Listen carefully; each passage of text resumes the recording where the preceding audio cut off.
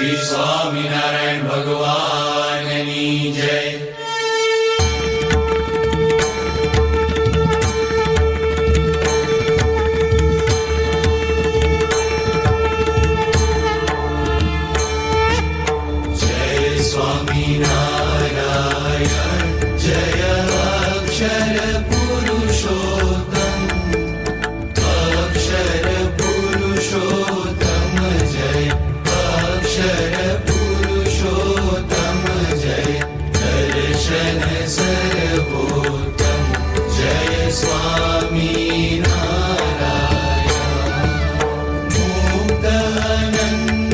सुपूजित सुंदर साकारं जय सुंदर साकारं सर्वोपरि करुणाकर सर्वोपरि करुणाकर मानवतनुधारं जय स्वामीनारायण पुरुषोत्तम परब्रह्म श्री हरि सहजानंद जय श्री हरि सहजानंद अक्षर ब्रह्म अनादि अक्षर ब्रह्म अनादि गुणातीतानंद जय स्वामीनारायण प्रकट सदा सर्वकर्ता परम मुक्तिदाता जय परम मुक्तिदाता धर्म एकांतिक स्थापक धर्म एकांतिक स्थापक भक्ति परित्राता जय स्वामीनारायण दास भाव दिव्यता सह ब्रह्मरूपे प्रीति ओ ब्रह्मरूपे प्रीति सुरद भाव अलौकिक सुरद भाव अलौकिक स्थापित शुभ रीति जय स्वामीनारायण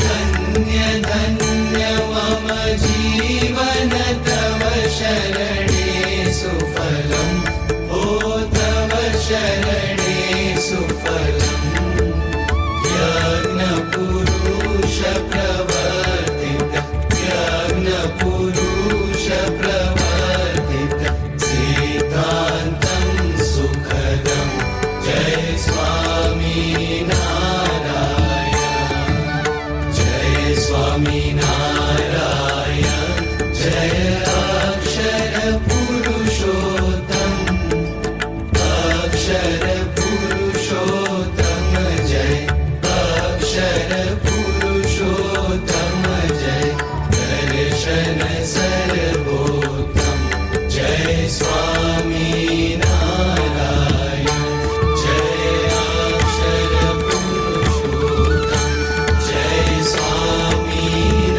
स्वामीनारायण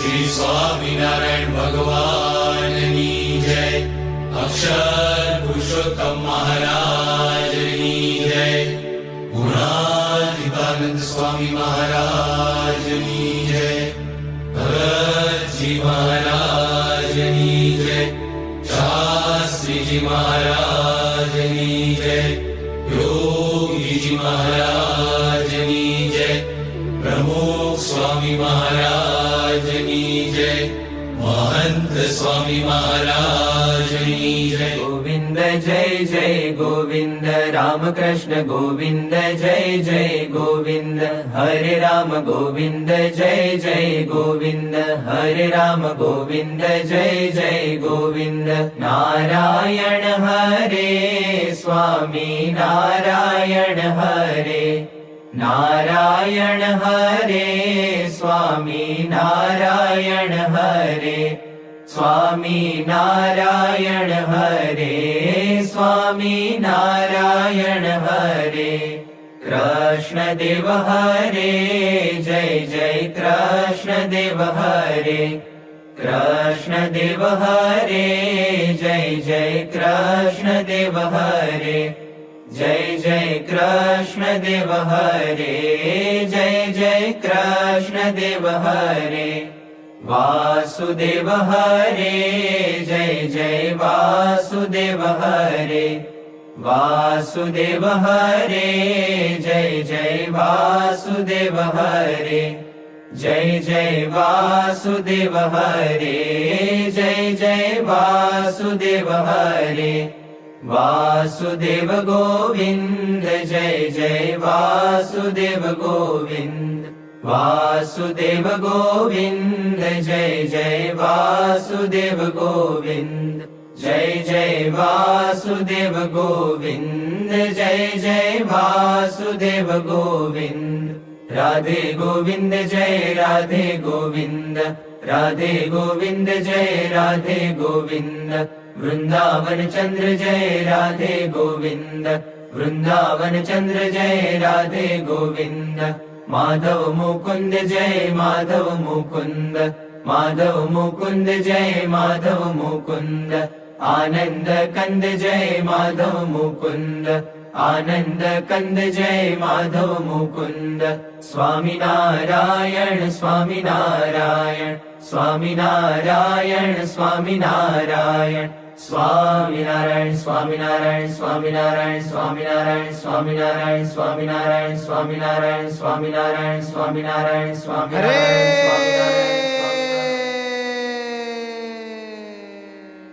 अनंत कोटिन्दुरवि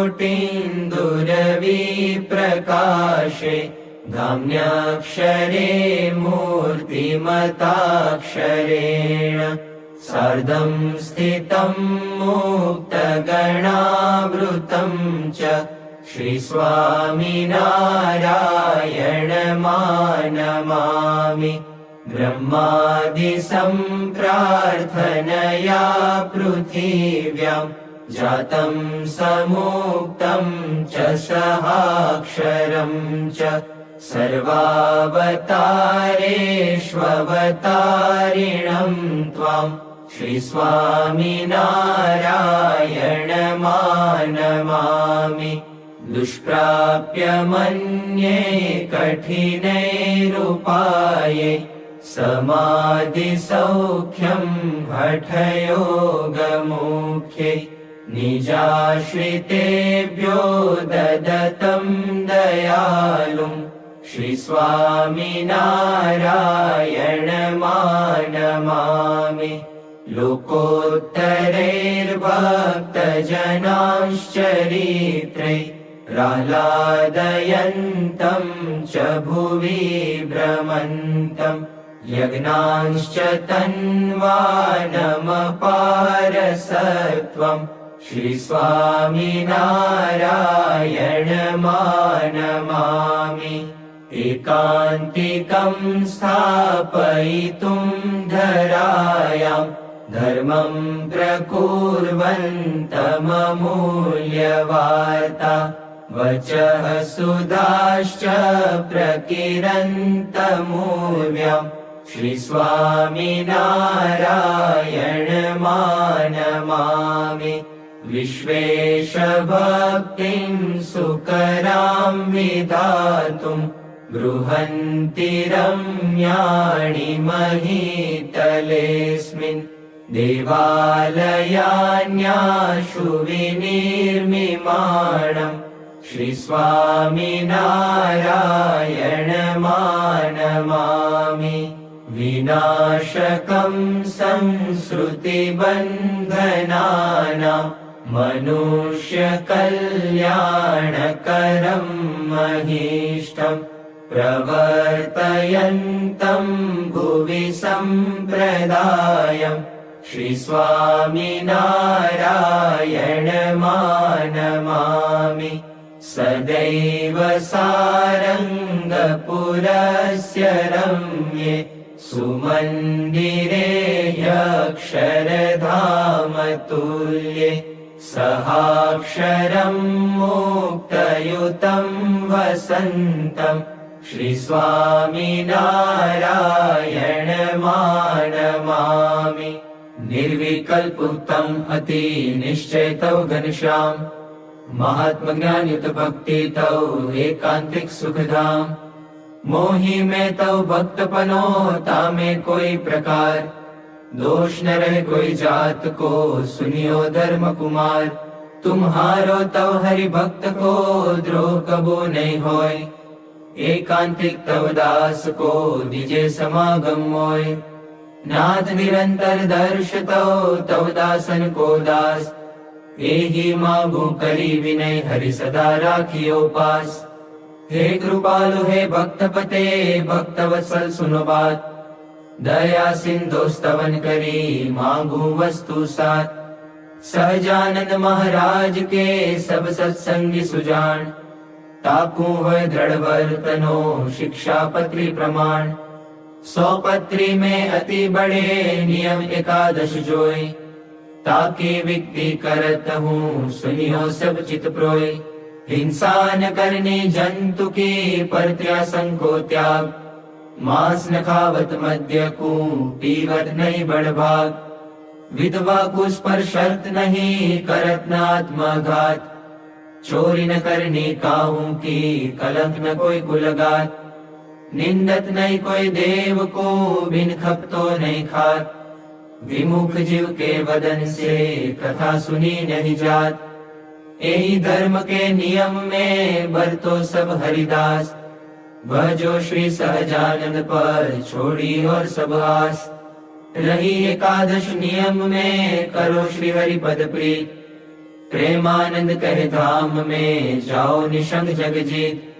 श्री स्वामिनारायण भगवान की जय, अक्षर पुरुषोत्तम महाराज की जय, गुणातीतानंद स्वामी महाराज की जय, भगत जी महाराज की जय, शास्त्री जी महाराज की जय, योगी जी महाराज की जय, प्रमुख स्वामी महाराज की जय, महंत स्वामी महाराज की जय। अंतर्यामि परात् परम हितकरम सर्वोपरि श्री हरि, साकारं परब्रह्म सर्वशरणं कर्ता दया सागरम्। आराध्यं मम इष्टदेव प्रकटं सर्वावतारी प्रभु, वन्दे दुःखहरं सदा सुखकरं श्री स्वामिनारायणम्। साक्षादक्षरधाम दिव्य परमं सेवारतं मूर्तिमान्, सर्वाधार सदा स्वरोम विवरे ब्रह्मांड कोटिधरम्। भक्ति ध्यान कथा सदैव करणं ब्रह्मस्थितिदायकम्, वन्दे अक्षर ब्रह्मपाद कमलं गुणातीतानन्दनम्। श्रीमन्निर्गुणमूर्ति सुन्दरतनु अध्यात्मवार्तारतम्, देहातीत दशा अखण्ड भजनं शान्तं क्षमासागरम्। आज्ञापालन तत्परं गुणग्रहि निर्दोषमूर्ति स्वयं, वन्दे प्रागजिभक्तपादकमलं ब्रह्मस्वरूपं गुरुम्। शुद्धोपासनमन्दिरं सुरचनं सिद्धान्तरक्षापरम्, संस्थास्थापन दिव्यकार्यकरणं सेवामयं जीवनम्। निष्ठा निर्भयता सुकष्टसहनं